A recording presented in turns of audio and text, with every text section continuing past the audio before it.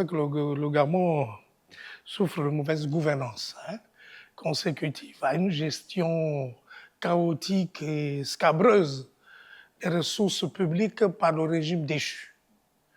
La conséquence est que les indicateurs du Gabon en matière de bonne gouvernance sont très très bas, d'où le classement du Gabon à l'échelle, n'est-ce pas, de l'évaluation par Transparency International.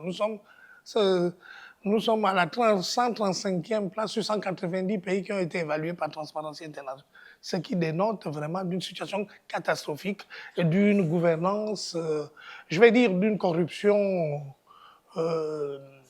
généralisée. C'est donc des mauvais indicateurs. Donc il faut corriger ces indicateurs, améliorer les performances du pays en termes de bonne gouvernance. Donc c'est l'objectif principal. Dernier procès, n'est-ce pas, du clan déchu a démontré vraiment un système de corruption généralisée, des ressources qui ont été dilapidées, détournées et planquées à l'étranger. Comment faire pour récupérer cet argent, recouvrer cet argent? Comment agir contre le produit du crime qui résulte, n'est-ce pas, des détournements des fonds et des transferts de fonds illicites et des biens mal acquis à l'étranger? C'est ce qu'on appelle le produit du crime. Comment le Gabon pourrait-il recouvrer vraiment ces milliards, je veux dire des milliards de dollars qui ont été détournés, qui sont planqués à l'étranger? Il faut une législation spécifique.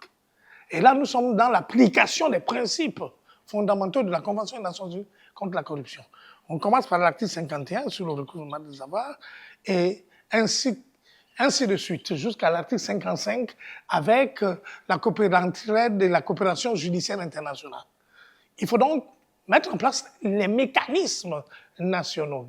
L'innovation dans tout ça, c'est une agence qui va être créée, qui est dédiée au recouvrement des avoirs. Sans législation spécifique, nous ne pourrions jamais agir au niveau international. C'est ce qui est prévu par la Convention de Mérida, Convention des Nations Unies contre la corruption. Donc l'objectif est celui-là, récupérer cet argent et réinjecter cet argent pour le développement. C'est beaucoup de milliards. Cela nécessite vraiment donc un travail profond avec des spécialistes et nos magistrats sont des magistrats généralistes, ne sont pas formés à cet effet-là. Donc il va falloir former, il va falloir mettre en place une agence spécifiquement dédiée à cette tâche.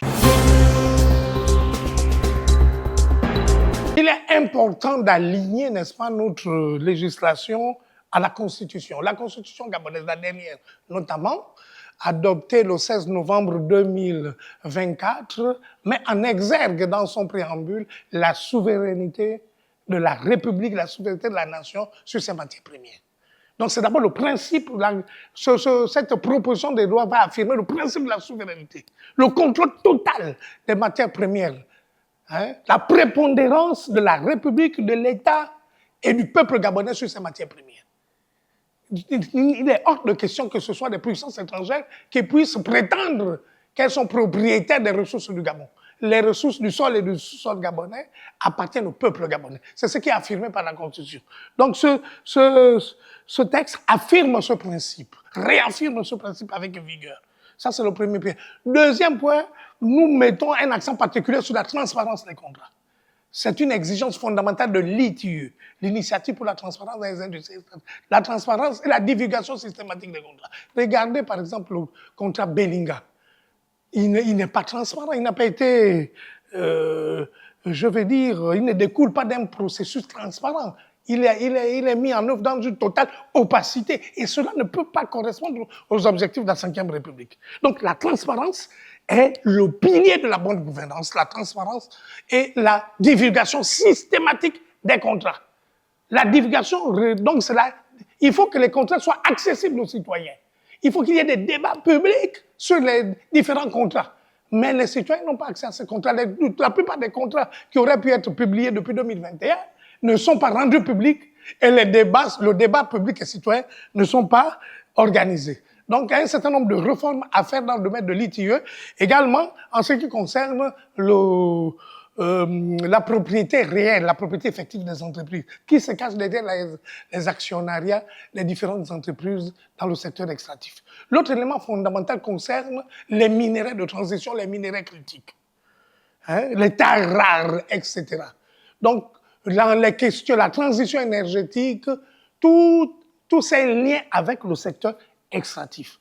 Donc, c'est un projet important qui met donc un accent particulier sur la souveraineté, un accent particulier sur la redevabilité, un accent particulier sur la redistribution, un accent particulier sur la transparence, sur la divulgation des contrats. Le Parlement, dans son rôle, l'initiative des lois dans une république, et notamment au Gabon, est du ressort du gouvernement, donc de l'exécutif et du Parlement. L'exécutif agit sur la base des projets de loi, le Parlement agit sur la base des propositions de loi. Donc nous sommes en phase avec les principes fondamentaux d'une gouvernance normale. Hein?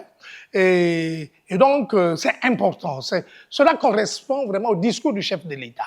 Le chef de l'État a pris l'engagement de lutter contre la corruption, de promouvoir la bonne gouvernance. Ces deux éléments font partie de son projet de société. Et l'affirmation la plus importante, c'est son engagement à travers son discours du 31 août 2025, où il demandait au Parlement de légiférer sur les problématiques de bonne gouvernance, de lutte contre la corruption. Donc nous sommes en phase avec les directives, avec la vision globale de la Ve République. Ça correspond à cet objectif. La Ve République doit sortir de la gestion chaotique de la IVe République, où l'opacité était vraiment au centre. Ici, il est question vraiment pour l'ensemble des décideurs politiques de s'arrimer au standard de la bonne gouvernance, au standard de la lutte contre la corruption.